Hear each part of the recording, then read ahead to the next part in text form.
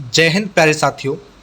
आप सभी का विमल क्लासेस सिविल सर्विसेज के एजुकेशनल फाउंडेशन में स्वागत है। दोस्तों, आप सभी को बता दें कि एनसीईआरटी को आज नए सिरे से, जो कि हमारी न्यू एनसीईआरटी स्टार्ट होने जा रही है यूपीएससी और स्टेट पीसीएस के लिए, और जो कि प्रत्येक परीक्षा के लिए महत्वपूर्ण साबित होती है कि एनसीईआरटी जो है हमारा बेसिक है, आधार है। जब तक हमारा बेसिक क्लियर नहीं होगा, हमें आगे की चीज़ें समझ में बिल्कुल भी नहीं आने वाली है। तो इसके लिए महत्वपूर्ण है कि पहले एनसीईआरटी से अपना आधार, अपना जो बेस है उसको मजबूत किया जाए। तो उसी को ध्यान में रखते हुए आज से एनसीईआरटी की जो न्यू एनसीईआरटी सीरीज़ है वो स्टार्ट की जा रही है।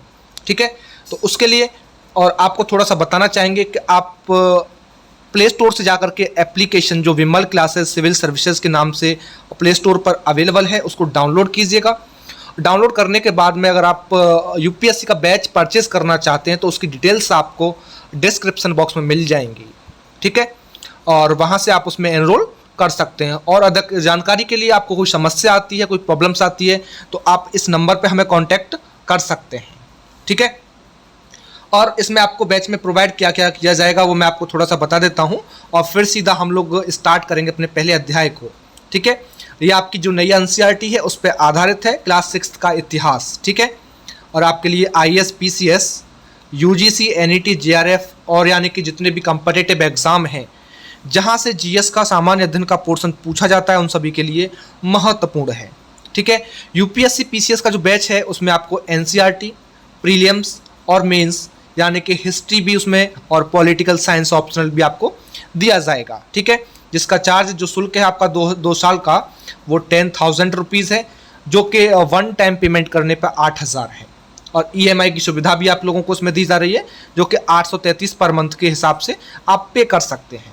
ठीक है, इसमें आपको recorded lectures, PDF notes, mock test, doubt session plus test series, ये सब आप लोगों को उसमें प्रोवाइड किए जाएंगे। और 2 साल का ये टारगेट बैच हमारा रहने वाला है। दूसरा हमारा एनसीईआरटी का बैच चल रहा है जिसमें कक्षा 6 से लेकर के 12 तक इतिहास, भूगोल, राज व्यवस्था, अर्थशास्त्र और विज्ञान, ये आपको 1399 रुपये में लेक्चर्स, नोट्स और मॉक टेस्ट के साथ में उपलब्ध कराया जा रहा है। ठीक है, तो चलिए आज हम जानेंगे इसमें कि हम क्या क्या पढ़ने वाले अपने 6th के इतिहास में, और उन सभी चीज़ों को ध्यान में रखते हुए, जैसा कि आप लोग इधर देख रहे होंगे कक्षा 6 इतिहास नई एनसीईआरटी, जिसमें आपकी विषय सूची यहाँ दी हुई है। आप यहाँ देख सकते हैं जो हमारा पहला अध्याय है कब, कहाँ और कैसे, ये हमारे कक्षा 6 का पहला अध्याय है। कब, कहाँ, क्या, कब, कहाँ और कैसे, जिसको आज हम पढ़ने वाले हैं बड़े अच्छे तरीके से। ठीक है, दूसरा है आरंभिक मानव की खोज में। तीसरा अध्याय है भोजन संग्रह से उत्पादन तक। 4th अध्याय है हमारा आरंभिक नगर। 5वां है क्या बताती हैं हमें किताबें और कब्रें, हमें क्या बताती हैं किताबें और कब्रें। और 6ठा अध्याय है राजा, राज्य और गणराज्य। 7वां अध्याय है नए प्रश्न नए विचार। 8वां है अशोक एक महान सम्राट जिसने युद्ध का त्याग किया। 9वां अध्याय है खुशहाल गांव और समृद्ध शहर। 10वां है व्यापारी, राजा और तीर्थयात्री। 11वां अध्याय है नए साम्राज्य और राज्य। और 12वां अध्याय है इमारतें, चित्र तथा किताबें। तो चलिए पहला अध्याय क्या, कब, कहाँ और कैसे, इसको आज हम बड़े अच्छे तरीके से डिटेल में पढ़ते हुए आगे बढ़ेंगे। ठीक है, जैसा कि आप लोग यहाँ देख रहे होंगे जो चैप्टर है आप लोगों का कक्षा 6 का इतिहास का पहला अध्याय है क्या, कब, कहाँ और कैसे। तो इस अध्याय के अंतर्गत जो हम जानेंगे, जो हम पढ़ेंगे, वो क्या क्या चीज़ें हम पढ़ेंगे इसमें देखिए। सबसे पहले हम जानेंगे कि इतिहास क्या है, what is history. Second number पे हम जानेंगे इसमें इतिहास का महत्व क्या है इंपॉर्टेंस हिस्ट्री का हमारे जीवन में। ठीक है, और इतिहास के बारे में कैसे जानें ये भी हम इसमें पता लगाएंगे कि इतिहास के बारे में हम कैसे जानेंगे, हमारे इतिहास में क्या हुआ क्या नहीं हुआ। तो उन सब चीज़ों को भी हम इसी टॉपिक में, इसी अध्याय में जानेंगे। आगे हम जानेंगे कि भारत का नामकरण कैसे हुआ, जो भारत का नाम इंडिया पड़ा, जो भारत पड़ा वो कैसे पड़ा। ठीक है, अच्छा प्राचीन समय में लोग कहाँ रहते थे ये भी हम इसी अध्याय के अंतर्गत जानेंगे।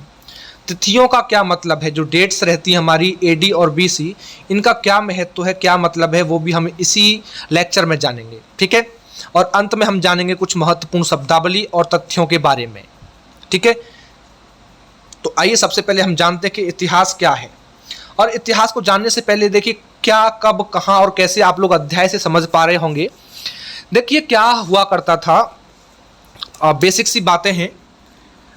अगर हमें अपने इतिहास को जानना होता है, जैसे कि हमारे घर में जो बुजुर्ग लोग होते हैं, जैसे कि हमारे दादा हैं या पिताजी हैं, जो भी हैं, बुजुर्ग लोग जो भी हैं, उनसे जब हम बीते हुए युग की जो कहानियां सुनते हैं, या अभी क्या है हमारे पास न्यूज़पेपर्स अवेलेबल हैं, अभी हमारे पास टेलीविज़न पर न्यूज़ आते हैं। पहले क्या हुआ करता था प्राचीन समय में कि रेडियो चला करते थे। आज से कुछ समय पहले रेडियो चला करते थे, जिनकी सहायता से हमें पता चलता था कि देश में क्या हो रहा है। और सबसे मेन चीज़ हमारे पास क्या है कि हमारे जो बुजुर्ग लोग हैं, जो बुजुर्ग लोग हैं हमारे, उनसे हमें पता चलता है, क्योंकि वो उस बीते हुए समय की कहानियों को हमें बताते हैं। और उससे हमें ये पता चलता है कि आज से लाखों, हजारों, करोड़ों वर्ष पहले जो लोग थे वो किस तरीके से रहते थे, क्या खान पान था उनका, क्या पहनावा था, उन सब चीज़ों के बारे में हमको जानकारियां प्राप्त होती हैं। यानी कि आज से अगर हम देखें, लाखों वर्ष पहले के लोगों के बारे में सोचा जाए, देखा जाए कि उनके बारे में कैसे पता चलता है, तो उनके बारे में जानने के लिए हम इतिहास का सहारा लेते हैं। और इतिहास ही वह एक, हम कह सकते हैं, एक ऐसा सोर्स है, हमारे पास जो हिस्ट्री है, जो इतिहास है, वो एक ऐसा सोर्स है जो कि हमें अतीत की पूरी जानकारियां प्रोवाइड करता है। क्योंकि जो विद्वान होते हैं, जो इतिहासकार होते हैं, वो क्या करते हैं कि जो अतीत में जो घटनाएं घटित हुई, जो भी कुछ घटनाएं घटित हुई, जो भी कृत्य हुए, एक्टिविटीज़ हुई, उनके जो तथ्य प्राप्त करते हैं, जो साक्ष्यों को ढूंढते हैं उत्खननों के बाद में, तो उन सभी चीज़ों से हमें एक अपने बीते हुए समय की जानकारी मिलती है कि क्या हुआ था और कैसे हुआ था। वो कैसे पता चलता है कि जो हमें सोर्सेज, जो साक्ष्य, जो एविडेंसेस जो हमें प्राप्त हुए, उन सभी चीज़ों से। तो हम कह सकते हैं एक तरीके से कि इतिहास क्या है। प्रश्न बनता है कि इतिहास क्या है, तो हम यहाँ कह सकते हैं कि इतिहास अपने पूर्वज, यानी कि जो पूर्व मानव था, उसके बीते हुए कल की कहानी को हम इतिहास कहते हैं। जो बीता हुआ कल था, जो हमारे पूर्वज थे, जो पूर्व का मानव था, उसी के बीते हुए कल की कहानी को हम लोग इतिहास यानी कि हिस्ट्री कहते हैं। उसी स्टोरी को इतिहास कहते हैं। क्योंकि मानव समाज में देखोगे तो अलग अलग समय में अलग अलग तरह के बदलाव हुए, और उन्हीं बदलावों का पता हमें इतिहास से ही पता चलता है। कैसे बदलाव हुए? जलवायु परिवर्तन हुआ, सामाजिक परिवर्तन हुए, यहां तक कि धार्मिक परिवर्तन हुए,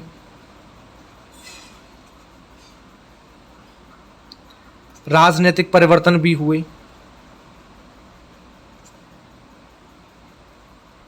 तो इन सब चीज़ों के बारे में जो पता चलता है वो हमें इतिहास से पता चलता है, क्योंकि इतिहास जो है हमारे पूर्वज, यानी कि जो बीता हुआ युग था, उसमें जो मानव था, उसके बीते हुए कल की कहानी है, उसी को हम इतिहास कहते हैं।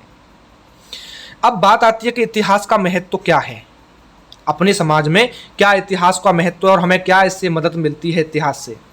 देखिए, इतिहास से हमें अपने पूर्वजों के जीवन के बारे में, जो हमारे पूर्वज हुए, जिसे हम आदि मानव के नाम से जानते हैं, उसके बारे में हमको जानकारियाँ प्राप्त होती हैं।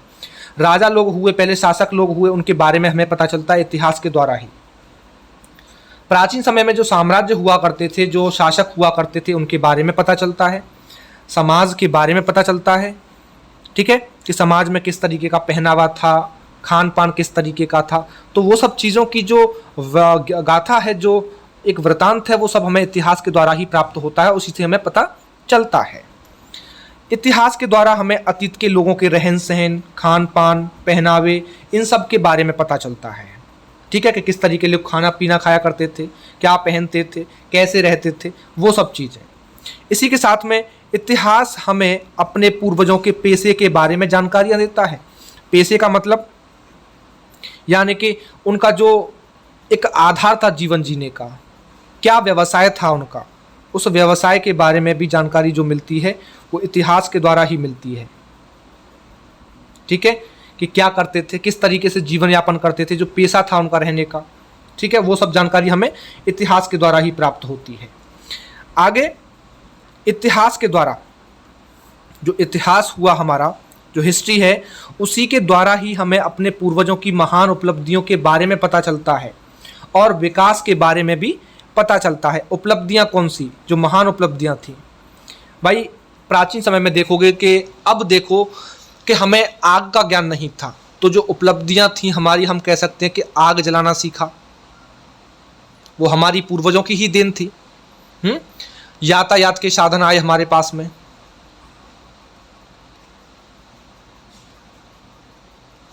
यातायात के साधन, कम्युनिकेशन सिस्टम आया, टेक्नोलॉजी बढ़ती गई धीरे धीरे, है ना। अनाज, फसल उगाना हम लोगों ने उन्हीं से सीखा। तो ये जो है हमारे पूर्वजों की महान उपलब्धियां थीं और धीरे धीरे ये उपलब्धियां जो है एक विकास की ओर, एक नई जीवन शैली की ओर बढ़ती चली गई। तो उसका भी पता हमें इतिहास के द्वारा चलता है। इतिहास के द्वारा ही हमें एक खास काल चक्र के बारे में पता चलता है। कैसे पता चलता है? क्योंकि भाई कुछ समय के लिए आपने देखा था कि जो हमारे पूर्वज थे वो पेड़ों पर निवास किया करते थे, तो हमें पता चला कि कुछ समय के लिए वो पेड़ों पर रहे। उसके बाद हमें पता चला कि वो लोग जो है धीरे धीरे उतर करके ज़मीन पर चलना सीख गए।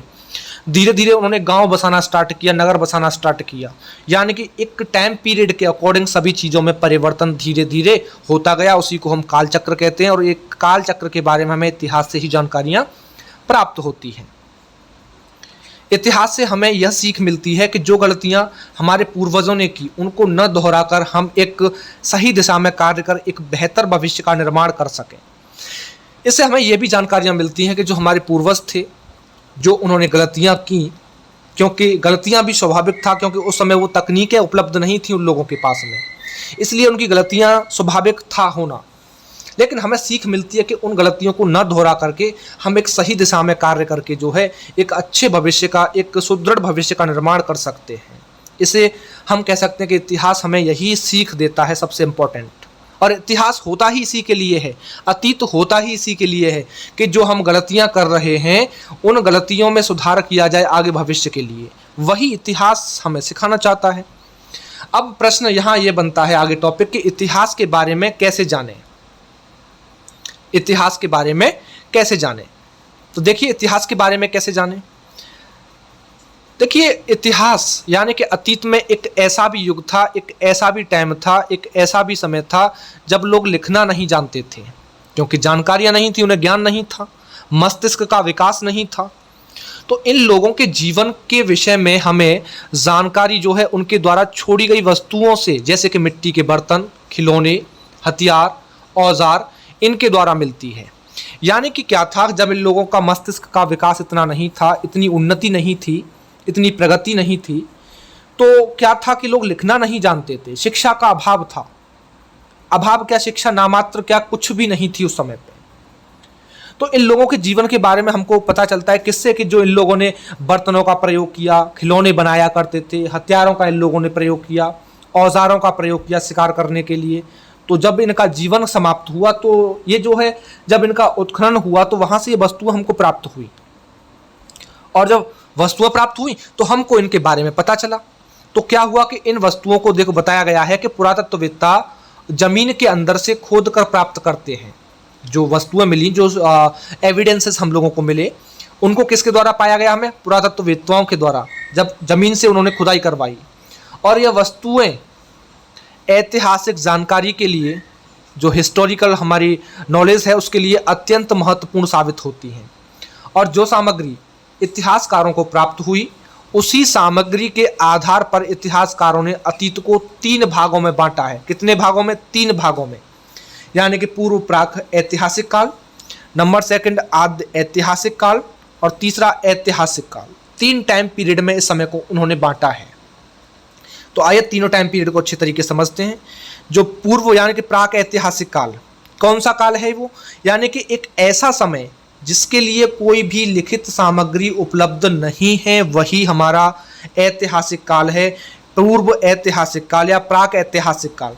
यानी कि यहाँ केवल लिखित सामग्री उपलब्ध नहीं थी, यहाँ केवल हमारे पास वस्तुएं थीं, वस्तुओं के साक्ष्य हमारे पास अवेलेबल थे, केवल और केवल। ठीक है, लिखित सामग्री कोई नहीं मिली। वही टाइम पीरियड हमारा पूर्व ऐतिहासिक काल कहलाता है। अगर आद्य ऐतिहासिक काल की बात करें ऐसा समय जिससे संबंधित लिखित साक्ष्य प्राप्त तो हैं लेकिन उनको पढ़ा नहीं जा सकता है। यानी कि जो साक्ष्य हमको मिलो, जो एविडेंसेस हम लोगों को प्राप्त हुए, उनमें से हमें लिखित सोर्सेज एविडेंसेस तो मिले, लेकिन भाषा कुछ ऐसी थी उनकी कि उनको अभी तक पढ़ा नहीं जा सका है, उनको पढ़ा नहीं जा सका है। और ऐसे युग की कहानी को या ऐसे युग के टाइम पीरियड को हम लोग आद्य ऐतिहासिक काल की संज्ञा देते हैं। ठीक है। और तीसरा समय था हमारा ऐतिहासिक काल। कौन सा? ऐतिहासिक काल। यानी कि ऐसा समय जिससे संबंधित लिखित सामग्री, जो रिटन सोर्सेज हैं या जो रिटन एविडेंसेस हैं, वो प्राप्त होती है और उसे भी पढ़ा जा सकता है। ठीक है, उसे भी पढ़ा जा सकता है। लिखित सामग्री भी प्राप्त हुई, सोर्सेस प्राप्त हुए, और ऐसे सोर्स जिनको हम आसानी से पढ़ भी सकते हैं, वही हमारा समय जो टाइम पीरियड है वो ऐतिहासिक काल कहलाता है। ठीक है। और प्राचीन समय में क्या था, जब मानव ने लिखना शुरू किया, क्योंकि भाई धीरे धीरे जब समय में परिवर्तन हुआ, परिस्थितियों में परिवर्तन हुआ, तो मानव ने जब पढ़ना लिखना सीखा तो उसने लिखना भी शुरू किया। और क्या किया, तब उसे कागज़ का ज्ञान नहीं था। जब उसने लिखना शुरू किया था, अब लिखने के लिए वहाँ कलम दबात नहीं थे या प्रेस मीडिया नहीं थी, तो उसको कागज़ का ज्ञान नहीं था। और इसलिए वो क्या करता था कि वो अपने लेखों को जो है ताड़पत्रों पर, किस पर? ताड़पत्रों पर, भोजपत्रों पर, ताम्रपत्रों पर, इन पर लिखता था। और कभी कभी वो अपने लेखों को बड़ी बड़ी जो पत्थर की शिलाएं होती हैं, जो चट्टानें होती हैं, जो स्तंभ होते हैं, दीवार जो होती हैं, या मिट्टी के छोटे छोटे टुकड़े जो होते हैं, उन पर भी लिखते थे, उन पर भी लिखते थे। ठीक है। और प्राचीन इतिहास के विषय में जानकारियां हमें जो है तत्कालीन लेखों से भी प्राप्त होती हैं। और इतिहास को जानने के लिए बेटा हमारे पास स्रोत जो होते हैं वो निम्न प्रकार से उपलब्ध होते हैं: पुरातात्विक स्रोत और साहित्यिक स्रोत।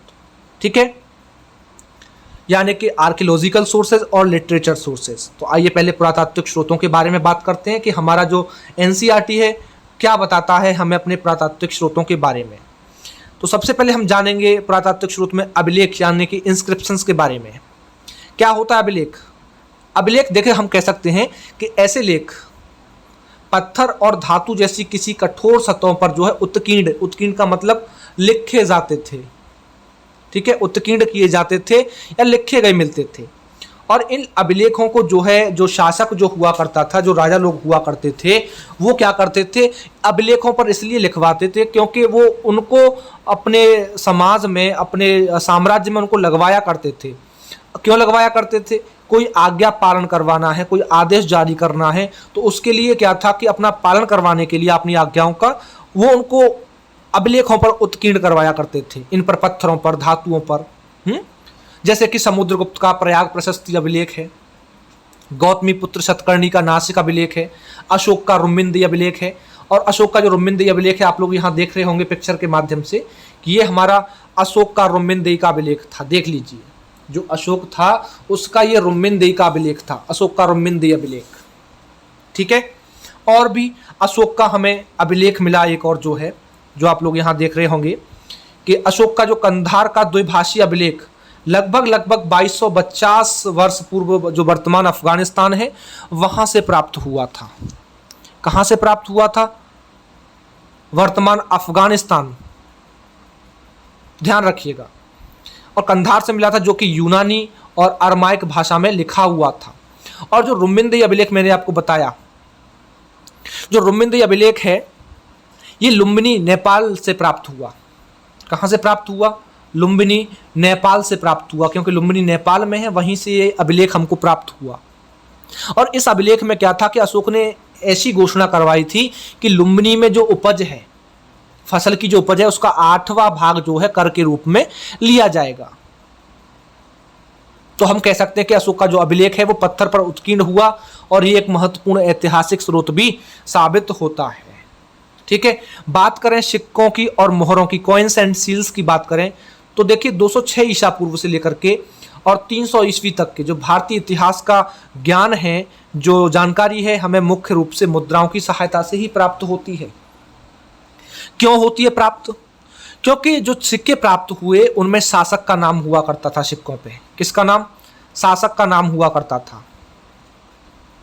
और शासक का नाम हुआ करता था, उसके समय का भी पता चलता था, क्योंकि सिक्के की जो बनावट हुआ करती थी उससे हमें क्या जानकारियां मिली कि उस समय पे कला किस तरीके की थी।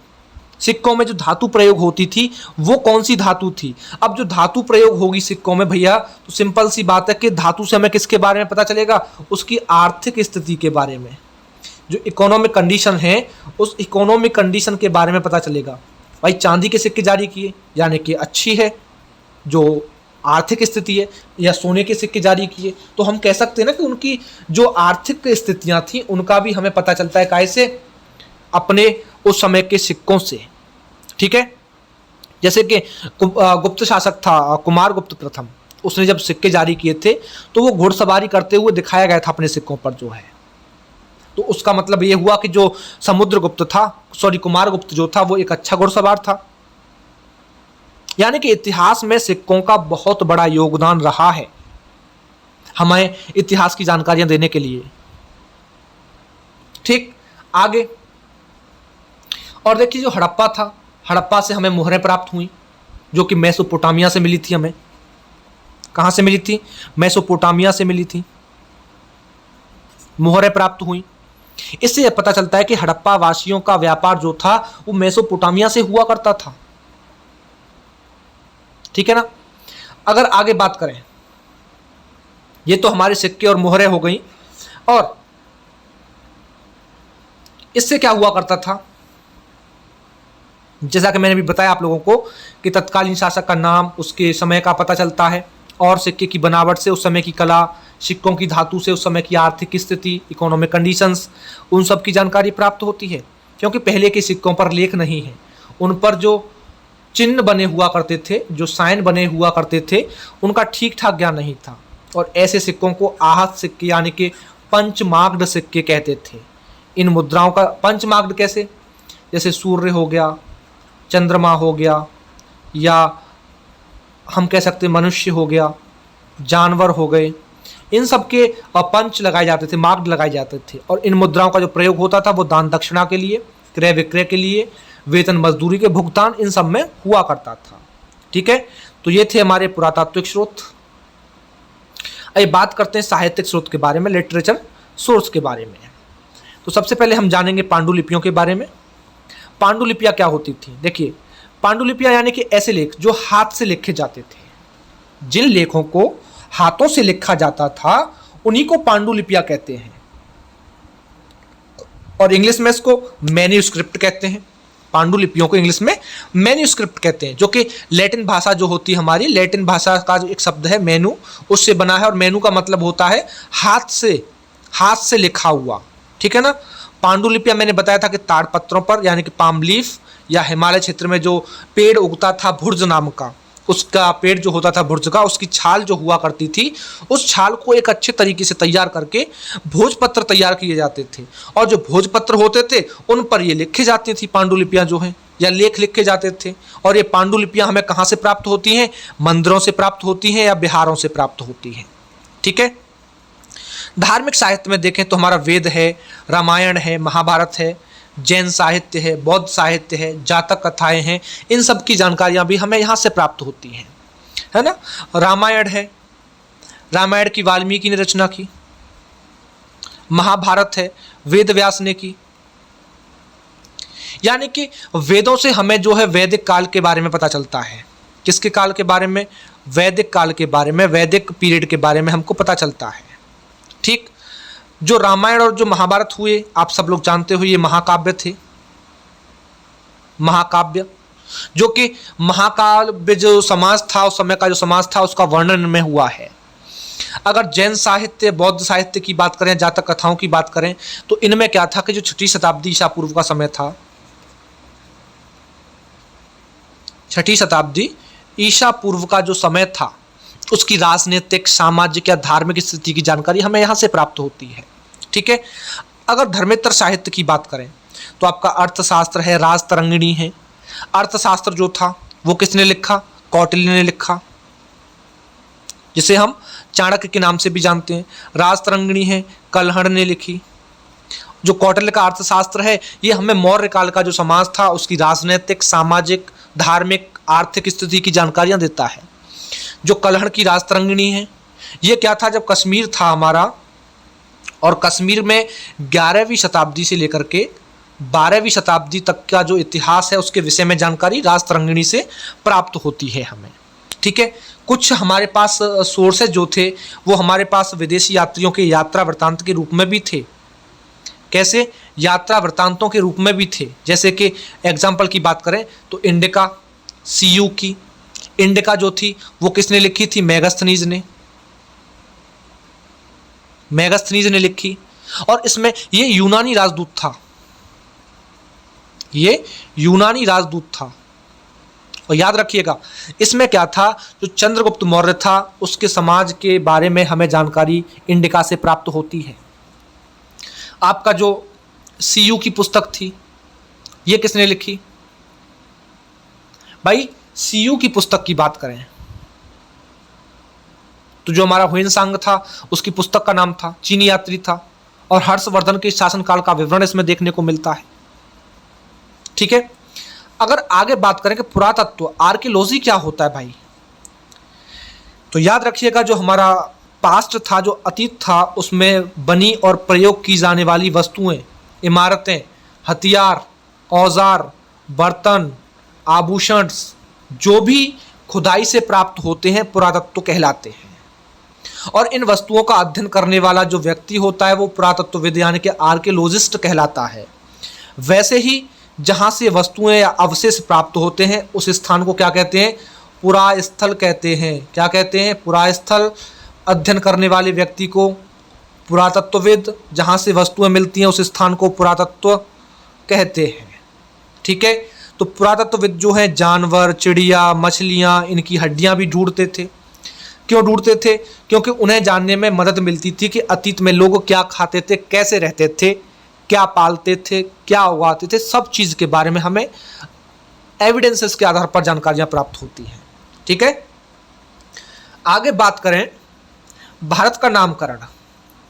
भारत का नामकरण कैसे हुआ? देखिए, भारत के लिए भारत और इंडिया जैसे नामों का प्रयोग आज वर्तमान में किया जाता है, सब लोग जानते हैं। देखिए, इंडिया जो शब्द था वो किससे निकला? इंडस से निकला। किससे निकला? इंडस से निकला।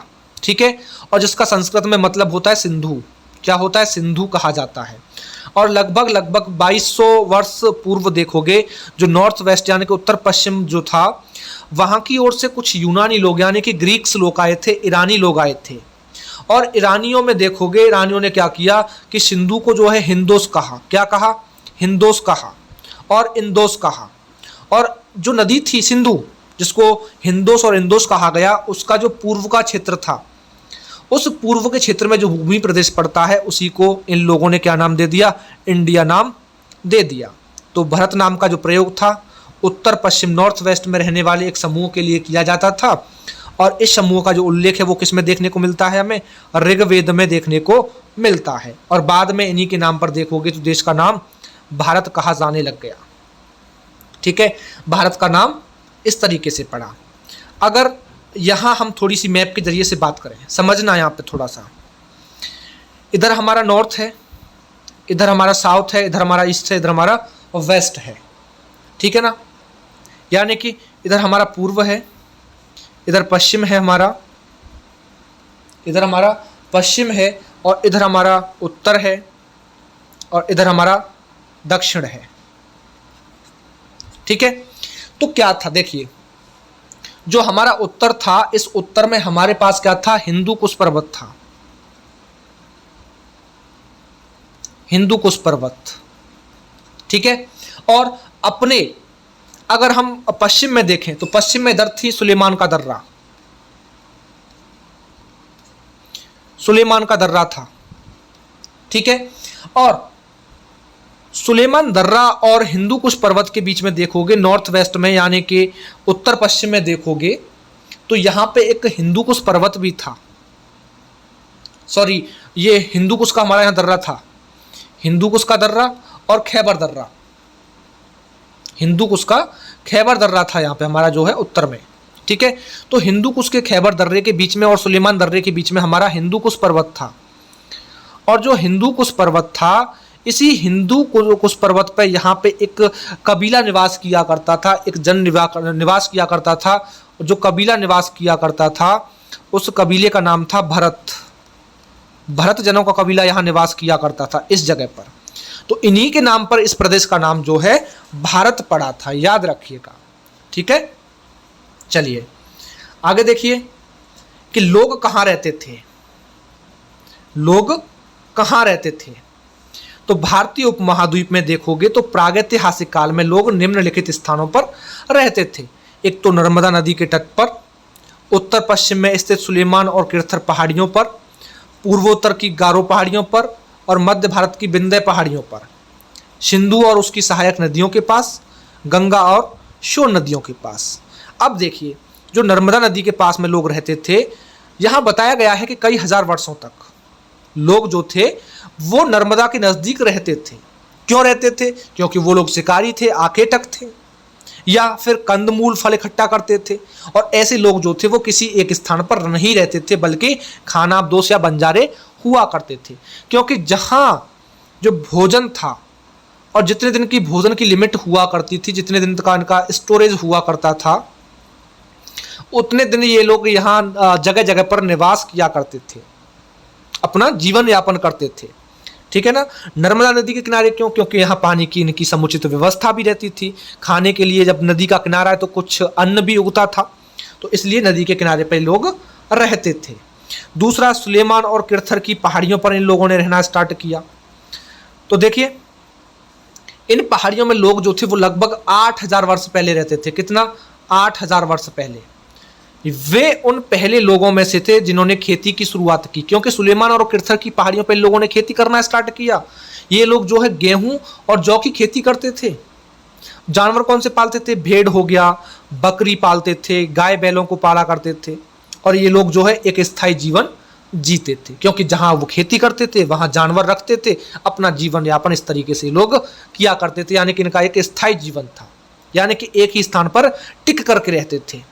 और इसी समय के आसपास देखोगे तो गांव का निर्माण होना स्टार्ट हुआ, क्योंकि लोगों ने एक जगह जीवन यापन स्टार्ट किया, यानी कि नगर बसना स्टार्ट हुए, तो गांव का भी विकास होता गया। गारो और विंध्य की पहाड़ियों की बात करें तो गारो की पहाड़ियों में रहने वाले लोग जो थे उन पहले लोगों में से थे जिन्होंने धान की खेती शुरू की। यहाँ गारो और विंध्य की पहाड़ियों में जो लोग रहते थे उन्होंने किसकी खेती शुरुआत की? धान की खेती की शुरुआत की। और विंध्याचल के उत्तर की तरफ भी धान की खेती हुआ करती थी। ठीक है। सिंधु और सहायक नदियां उसकी, भाई सिंधु और उसकी सहायक नदियों के आसपास आरंभिक शहरों का विकास लगभग 4700 वर्ष पहले हुआ था। ये लोग यहाँ रहते थे, गांव में विकास हुआ, गांव बढ़ने लगे, फिर धीरे धीरे ये लोग काय में परिवर्तन हो गया, शहरों में इनका परिवर्तन होता हुआ चला गया। ठीक है, 4700 वर्ष पहले। गंगा और सोन नदी के पास, तो गंगा नदी के किनारे पर शहरों का विकास लगभग 2500 वर्ष पहले हुआ। कब हुआ? 2500 वर्ष पहले।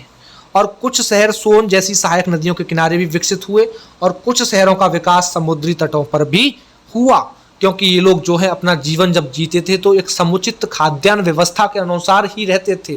तो जैसे जैसे इनकी व्यवस्थाएं, जो उनको सुविधाएं मिलती गई, इन्होंने बसना स्टार्ट किया, नगरों का विकास हुआ, गाँवों का विकास हुआ।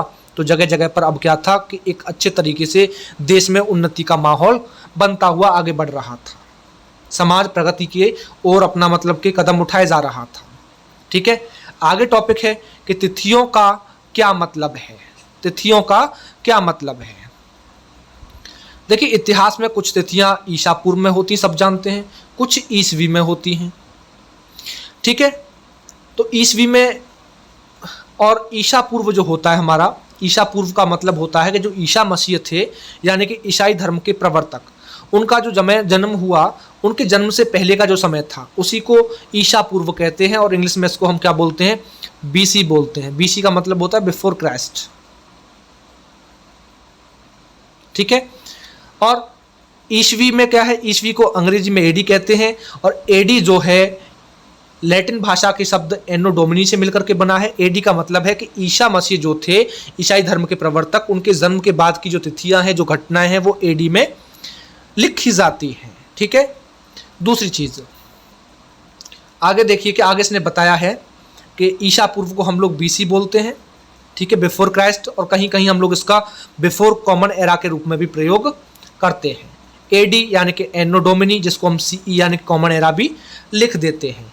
और वर्तमान कैलेंडर जो हम लोग आज प्रयोग करते हैं ग्रेगोरियन कैलेंडर, जो कि 1582 से स्टार्ट हुआ, ठीक है, जो कि रोम के पोप थे 13वें रोम, ठीक है, पोप ग्रेगरी, उनके द्वारा ही इसको स्टार्ट किया गया।